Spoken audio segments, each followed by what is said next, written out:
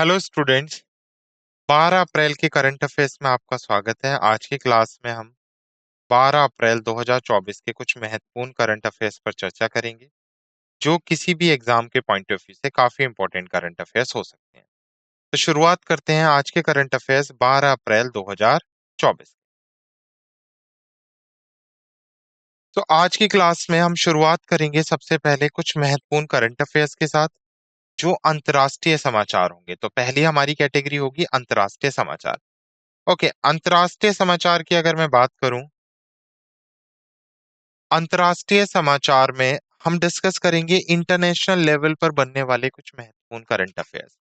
अंतर्राष्ट्रीय स्तर पर कौन कौन से इंपॉर्टेंट करंट अफेयर्स बन सकते हैं? किसी कंट्री में कोई अपॉइंटमेंट हुआ है तो उससे रिलेटेड, किसी कोई ऑर्गेनाइजेशन है जो अंतर्राष्ट्रीय स्तर पर काम करती है, उसकी कोई बैठक या मीटिंग से रिलेटेड, कोई सेशन कंडक्ट किया गया है, वहां पर कोई अपॉइंटमेंट हुआ है, प्रेसिडेंट प्राइम मिनिस्टर का अपॉइंटमेंट हुआ है, या किसी कंट्री की करेंसी से रिलेटेड कोई भी न्यूज बनती है, तो वो हमारी किस कैटेगरी में जाएगी? अंतर्राष्ट्रीय समाचार में। उसके अलावा दो कंट्रीज के बीच के डिस्प्यूट्स या दो कंट्रीज के बीच में जो भी एग्रीमेंट साइन हुआ है, वो भी हम किस कैटेगरी में डिस्कस करेंगे? अंतर्राष्ट्रीय समाचार में। तो ये international news, international current affairs काफी इंपॉर्टेंट होते हैं एग्जाम्स के लिए। तो जितनी भी महत्वपूर्ण खबरें बन सकती हैं 12 अप्रैल 2024 की, वो हम किस में कवर करने जा रहे हैं? अंतर्राष्ट्रीय समाचार के सेशन में। सेकंड जो हमारी कैटेगरी है वो है बैंक और वित्त समाचार। देखो, ये स्पेशली बैंक के लिए इंपॉर्टेंट है और अदर एग्जाम्स में भी यहाँ से पूछे जाते हैं। बैंक और वित्त में किस तरह की न्यूज बन सकती है? कोई बैंक अश्योरेंस पार्टनरशिप हुई है, किसी ऑर्गेनाइजेशन ने कोई ओवरसीज बेसिकली स्टार्ट किया है, ओवरसीज बैंकिंग स्टार्ट किया है, किसी एनबीएफसी और बैंक के बीच में टाई अप हुआ है, एंड किसी नई ऑर्गेनाइजेशन को लाइसेंस या कोई अवार्ड मिला है, या उसके अलावा किसी बैंक ने किसी के साथ टाई अप करके कोई स्कीम स्टार्ट किया, कोई क्रेडिट कार्ड या किसी भी तरह की सर्विसेज या कोई पोर्टल लॉन्च किया है। तो डायरेक्ट पूछ लिया जाता है कि ये सर्विसेज किस किस का जॉइंट वेंचर है, ये पोर्टल किसने लॉन्च किया, तो वो हम किस में कवर करने जा रहे हैं? बैंक और वित्त समाचार में। थर्ड कैटेगरी होगी हमारी डिफेंस न्यूज। डिफेंस न्यूज यानी रक्षा समाचार। तो डिफेंस न्यूज में हम डिस्कस करेंगे मेजरली इंडियन डिफेंस सिस्टम से रिलेटेड जो भी न्यूज बन रही है, किसी डिफेंस बेसिकली जो हमारी फोर्सेस है वहां से कोई न्यूज आ रही है, तो वो हम किस में कवर करेंगे? रक्षा समाचार में कवर करेंगे।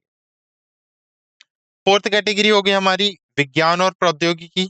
तो साइंस एंड टेक्नोलॉजी से जो भी न्यूज बन रही है वो हम इसी में कवर करेंगे। खेल बहुत इंपॉर्टेंट होता है, स्पोर्ट्स इवेंट्स डायरेक्टली पूछ रहे जाते हैं। क्लियर? नेक्स्ट, महत्वपूर्ण दिनों की खबरें। तो इंपॉर्टेंट जो डेज से रिलेटेड जितनी भी न्यूज बन रही हैं, उनकी थीम से रिलेटेड कोई इंपॉर्टेंट न्यूज बन रही है, वो हम कवर करेंगे। क्यों सेलिब्रेट किया जाता है कोई इंपॉर्टेंट डे, किसी पर्टिकुलर रीजन की वजह से सेलिब्रेट किया जाता है, पहली बार कब सेलिब्रेट किया गया, कौन सी ऑर्गेनाइजेशन रिस्पॉन्सिबल है, उसके पीछे की हिस्ट्री क्या है, तो वो हम महत्वपूर्ण दिनों की खबरों में चर्चा करेंगे। सेवंथ हमारी कैटेगरी होगी रैंक और रिपोर्ट समाचार।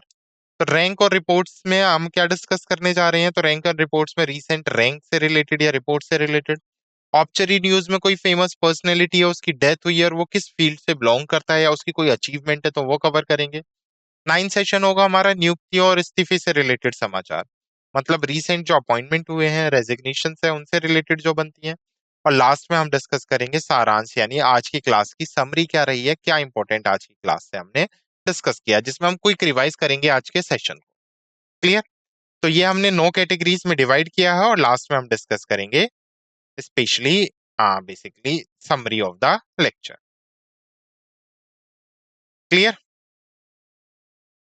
ओके, तो चलो शुरुआत करते हैं आज के सेशन की।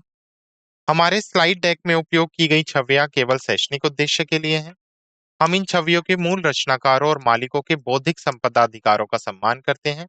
यदि आप इस डेक में इस्तेमाल की गई किसी भी छवि के मालिक हैं और आपको कोई चिंता या समस्या है, तो कृपया साथी @IITK.AC.in पर हमसे संपर्क करें, हम छवियों को हटा देंगे। तो सबसे पहले है इंटरनेशनल न्यूज। तो पूर्व पाकिस्तानी प्रधानमंत्री हैं यूसुफ रजा, जिनको गिलानी सीनेट का अध्यक्ष चुना गया है। तो इंपॉर्टेंट न्यूज है कि अभी गिलानी सीनेट का अध्यक्ष किसको अपॉइंट किया गया है? तो पाकिस्तान के फॉर्मर प्राइम मिनिस्टर ने यूसुफ रजा, जिनको अभी इस पद पर चुना गया है। तो पूर्व पाकिस्तानी प्रधानमंत्री हैं यूसुफ रजा, जिनको गिलानी को सीनेट अध्यक्ष चुना गया है। पाकिस्तानी मुस्लिम लीग नवाज के नेता सैयद खान नासिर को उपाध्यक्ष चुना गया है। चुनाव पाकिस्तान में एक महत्वपूर्ण राजनीतिक विकास को दर्शाता है। दोनों नेताओं से उम्मीद की जाती है कि वे सीनेट की भविष्य की कार्यवाही में महत्वपूर्ण भूमिका निभाएंगे। नेक्स्ट बैंक और फाइनेंस से है।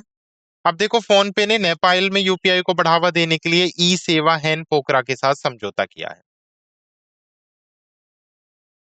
तो यहाँ पर देखो, तीन ऑर्गेनाइजेशंस आ गई। एक तो फोन पे आ गया। फोन पे ने क्या किया है, ताकि नेपाल में भी जो लोग हैं वो यूपीआई का इस्तेमाल कर सके, यूपीआई का और ज्यादा बढ़ाया जा सके। तो ई सेवा और होटल एसोसिएशन ऑफ नेपाल, जिसे हैन के नाम से जाना जाता है, जो पोखरा में है, उसके साथ साझेदारी की है। सहयोग का उद्देश्य नेपाल में फेवा नववर्ष महोत्सव के दौरान यूपीआई को क्या करना है, बढ़ावा देना है, ताकि यूपीआई को क्या किया जा सके, ज्यादा से ज्यादा बढ़ाया जा सके। त्योहार 11 से 14 अप्रैल तक चलता है और स्थानीय लोगों और भारतीय पर्यटकों दोनों को आकर्षित करता है। नेक्स्ट, यह सांस्कृतिक अनुभव और पाक आनंद प्रदान करता है। तो याद रखना है, फोन पे आपको याद रखना है, नेपाल में यूपीआई को बढ़ावा देने के लिए ई सेवा और हैन पोखरा के साथ साझेदारी करने वाला वेंचर बन गया है। नेक्स्ट है हमारी डिफेंस न्यूज। तो भारतीय सेना ने सिक्किम में एंटी ट्रैक गाइडेंस मिसाइल प्रशिक्षण अभ्यास स्टार्ट किया है। भारतीय सेना के त्रिशक्ति कोर ने सिक्किम में एक एंटी टैंक गाइडेड मिसाइल अभ्यास किया। यह अभ्यास लगभग 17,000 फीट की ऊंचाई पर किया गया है। पूर्व कमान की मशीनीकृत और पैदल सेना इकाइयों के मिसाइल फायरिंग डिटैचमेंट ने भाग लिया। प्रशिक्षण में युद्ध क्षेत्र की परिस्थितियों का अनुकरण करते हुए चलती और स्थिर दोनों लक्ष्यों के खिलाफ जीवंत फायरिंग प्रदर्शन शामिल है। तो सेना ने क्या किया, एंटी टैंक गाइडेड मिसाइल परीक्षण कहां पर अनावरण किया इसका, या कहां पर यह अभ्यास किया है, सिक्किम में। ठीक है, तो भारतीय सेना ने सिक्किम में इसका अभ्यास किया है। ओके, नेक्स्ट डिफेंस न्यूज ही है। इजराइल ने इलाद के पास हवाई खतरे के खिलाफ सी डोम रक्षा प्रणाली, तो पहले तो यही पूछ लेगा, सी डोम रक्षा प्रणाली अभी किसने अनावरण किया है, तैनात किया, इजराइल ने की है। कहां पर तैनात किया है, इलाद के पास हवाई खतरे से निपटारे के लिए। तो इजराइल ने अपने जहाज स्थापित रक्षा प्रणाली सी डोम को दक्षिणी शहर इलाद के पास तैनात किया है।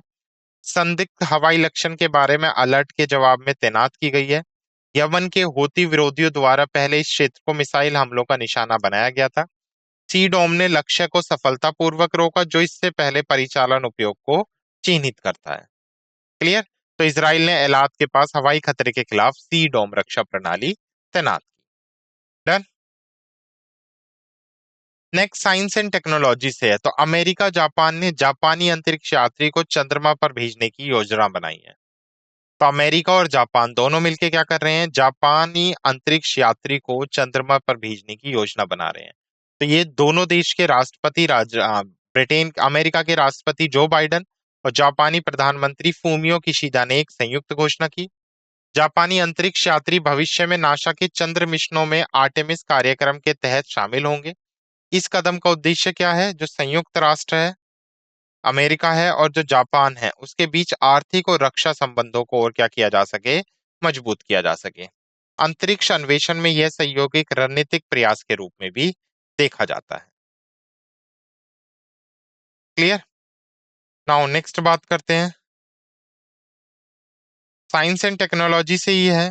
चंद्रयान 4 इसरो प्रमुख सोमनाथ ने 2040 में अगले चंद्र मिशन की योजना साझा की है। तो चंद्रयान 4 कब तक जाएगा चंद्रमा पर, जो एक अंतरिक्ष यात्री को उतारेगा, जिसका लक्ष्य बेसिकली ये है कि अंतरिक्ष यात्री उतारा जाए। तो ये 2040 तक चंद्रमा पर जाएगा। तो इसरो प्रमुख एस सोमनाथन ने चंद्रयान परियोजना के अगले चरण की योजना का खुलासा किया है। चंद्रयान 4 प्रगति पर है, जिसका उद्देश्य भारत के चंद्र अन्वेषण प्रयासों को आगे बढ़ाना है। यह मिशन 2040 तक चंद्रमा पर एक अंतरिक्ष यात्री को उतारने के भारत के लक्ष्य की दिशा में पहला कदम है। भारत की अंतरिक्ष अन्वेषण महत्वाकांक्षाओं में यह परियोजना महत्वपूर्ण कदम भी निभाती है। Clear. Next science and technology से न्यूज है। तो स्वास्थ्य क्षेत्र में प्रगति, आईआईटी जोधपुर ने रोग ट्रैकिंग के लिए नैनो सेंसर का अनावरण किया है। तो रोग प्रति ट्रैकिंग के लिए, जो बेसिकली डिजीजेज हैं उनकी ट्रैकिंग के लिए नैनो सेंसर किसने डेवलप किया है, आईआईटी जोधपुर ने। तो आईआईटी जोधपुर के शोधकर्ताओं ने एक क्रांतिकारी नैनो सेंसर का अनावरण किया है। सेंसर को साइटोकाइनस, विभिन्न कोशिकाएं कार्यों को नियंत्रित करने वाले महत्वपूर्ण प्रोटीन को तेजी से पहचानने के लिए डिजाइन किया गया है। यह नवाचार विलंबित निदान से होने वाली उच्च मृत्यु दर से लड़ने का लक्ष्य रखता है। नैनो सेंसर रोग की प्रगति में प्रारंभिक चेतावनी प्रदान करता है। स्वास्थ्य सेवा में प्रगति, आईआईटी जोधपुर ने नैनो ट्रैकिंग के लिए रोग ट्रैकिंग के लिए नैनो सेंसर का अनावरण किया है। तो याद रखना, अभी सेंसर का अनावरण आईआईटी जोधपुर के थ्रू किया गया। किस टेक्नोलॉजी पे काम करेगा ये? विभिन्न कोशिकीय कार्यों को नियंत्रण करने वाले महत्वपूर्ण प्रोटीन को ये तेजी से पहचानने के लिए डिजाइन किया गया है। Clear? Next science and technology से ही है। सिट्रोएन ने ऐतिहासिक कदम उठाया है, भारत में ईवी निर्यात करने वाली पहली बहुराष्ट्रीय कंपनी बनी। तो पहली एमएनसी जो भारत से क्या करेगी, इलेक्ट्रॉनिक व्हीकल एक्सपोर्ट करेगी, कौन सी बनी है? सिट्रोन। तो फ्रांसीसी वाहन निर्माता सिट्रोएन भारत से इलेक्ट्रॉनिक वाहन का निर्यात करने वाली पहली बहुराष्ट्रीय कार निर्माता बन गई है। कंपनी ने अपने स्थानीय रूप से निर्मित EC3 के निर्यात की शुरुआत की घोषणा की। प्रारंभिक खेप के 500 यूनिट्स को कामराजा पोर्ट से इंडोनेशिया भेजा गया है। यह भारत के ऑटोमोटिव उद्योग में एक महत्वपूर्ण मील का पत्थर भी है। Clear? Next, sports events, the most important, Asia कुश्ती चैंपियनशिप। तो अभी बिश्केक किर्गिस्तान में एशियन कुश्ती चैंपियनशिप कंडक्ट कराई गई है, जहां पर उदित ने रजत पदक जीता, अभिमन्यु और विक्की ने प्रत्येक ने कांस्य पदक जीता है। मतलब 3 अवार्ड्स की हम यहाँ पे बात कर रहे हैं। एक रजत पदक जीता है एशियन कुश्ती चैंपियनशिप में, वो किसने जीता है? उदित ने जीता है। और अभिमन्यु और विक्की ने प्रत्येक ने कांस्य पदक जीता है। तो भारत के उदित ने एशियन कुश्ती चैंपियनशिप 2024 में पुरुष के 57 किलोग्राम वर्ग में रजत पदक जीता है। वहीं यह घटना कहां पर हुई है? बिश्केक किर्गिस्तान में कंडक्ट की, मतलब जो एशियन कुश्ती चैंपियनशिप है ये कहां पर हुआ है? किर्गिस्तान में। अभिमन्यु ने 70 किलोग्राम और विक्की ने 97 किलोग्राम में कांस्य पदक जीते हैं। भारत की पदक संख्या प्रतियोगिता के पहले दिन के बाद 3 हो। क्लियर? तो तीनों के नाम याद रखना है, मोस्ट इंपॉर्टेंट है। Next important day news. तो अभी हमने 12 अप्रैल को अंतर्राष्ट्रीय मानव अंतरिक्ष उड़ान डे मनाया है, जो पहली बार 7 अप्रैल 2011 को मनाया गया था। तो जो मानवों की उपलब्धियां अंतरिक्ष के फील्ड में, उसको उजागर करने के लिए, उनको प्रोत्साहित करने के लिए इस दिन को सेलिब्रेट किया जाता है। सो अंतर्राष्ट्रीय मानव अंतरिक्ष उड़ान दिवस। मानव अंतरिक्ष उड़ान का अंतर्राष्ट्रीय दिवस हर साल हम कब मनाते हैं? 12 अप्रैल को मनाया जाता है। यह मानव जाति के लिए अंतरिक्ष युग की शुरुआत को चिन्हित करता है। संयुक्त राष्ट्र महासभा ने इस दिन की स्थापना 7 अप्रैल 2011 को की थी। अंतरिक्ष अन्वेषण में मानव उपलब्धियों का यह दिन बेसिकली उजागर करता है। तो याद रखना है, इंपॉर्टेंट डे है।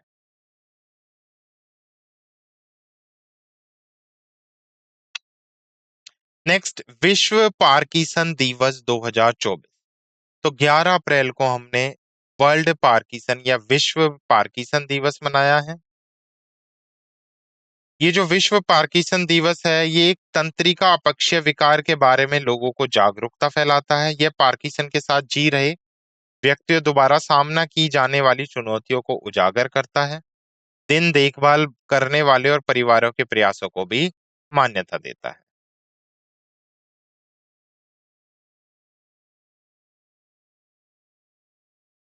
क्लियर?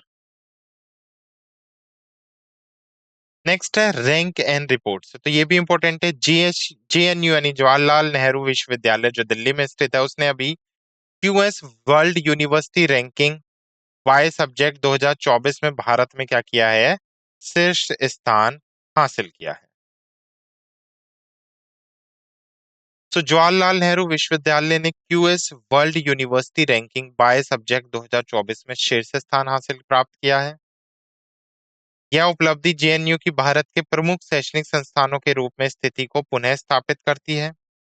JNU की रैंकिंग शैक्षणिक उत्कृष्टता के प्रति उसकी प्रतिबद्धता को भी रेखांकित करती है। यह भारत की वैश्विक शिक्षा परिदृश्य में बढ़ती प्रमुखता को भी दर्शाती है। तो याद रखना है, JNU ने QS world university ranking by subject 2024 में शीर्ष स्थान प्राप्त किया है। क्लियर?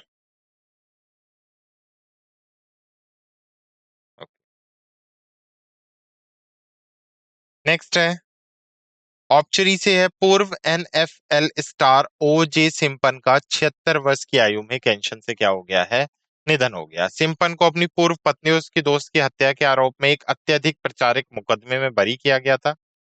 उनके परिवार ने इसकी पुष्टि की है। सिम्पन का मुकदमा पूरे देश को अपनी गिरफ्त में ले चुका था और यह उसकी विरासत का एक महत्वपूर्ण हिस्सा भी बना हुआ था।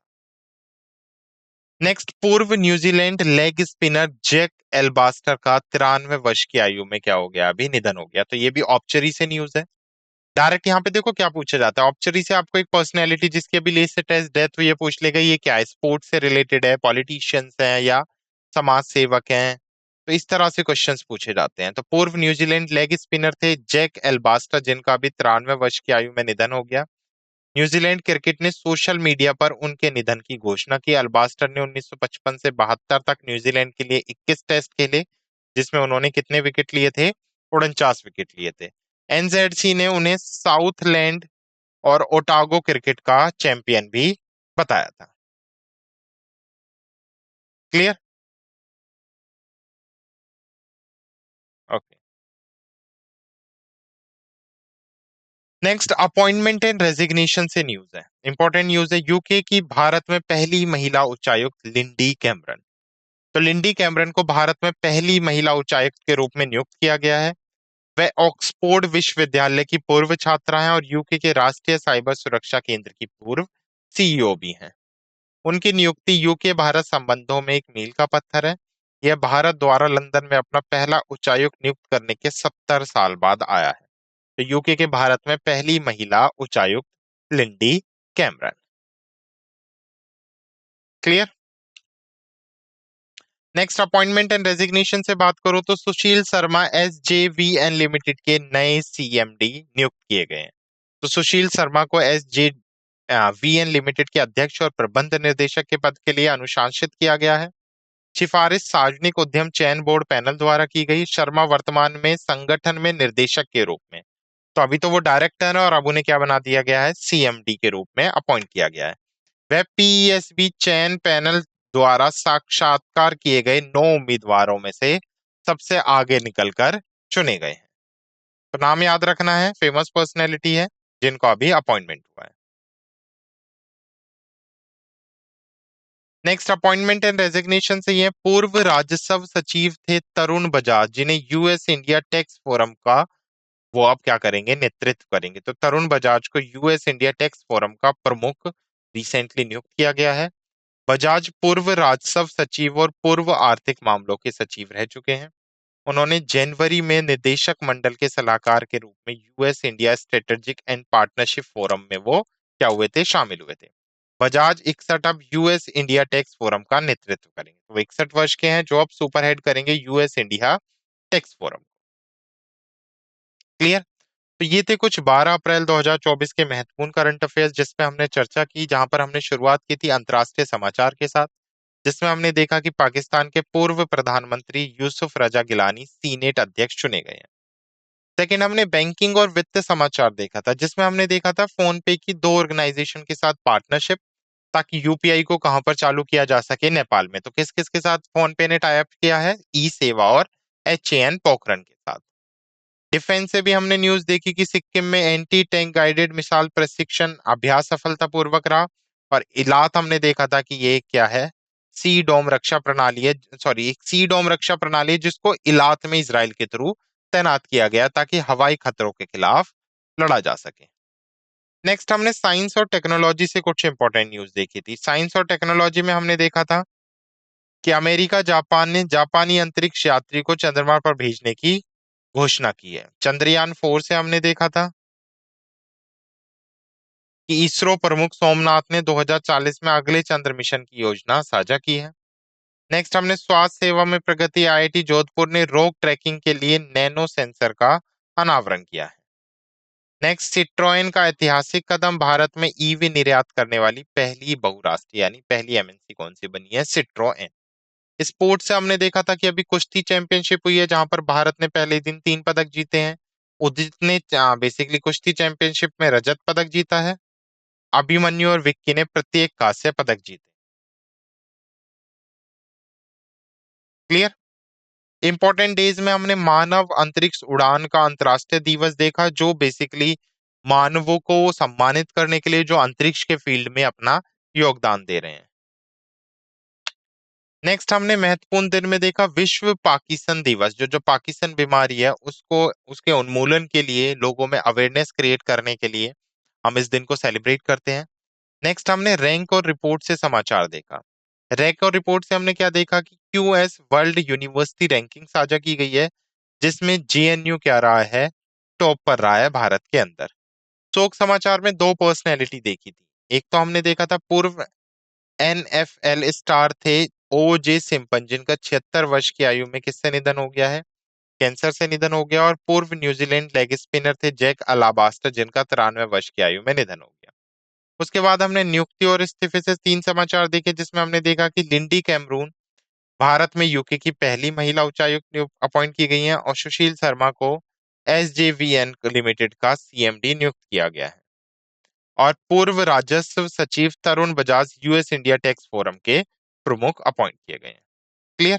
तो ये थी कुछ 12 अप्रैल 2024 की महत्वपूर्ण करंट अफेयर्स जिन पर हमने चर्चा की। उम्मीद करता हूं आपको सेशन समझ आया होगा। धन्यवाद।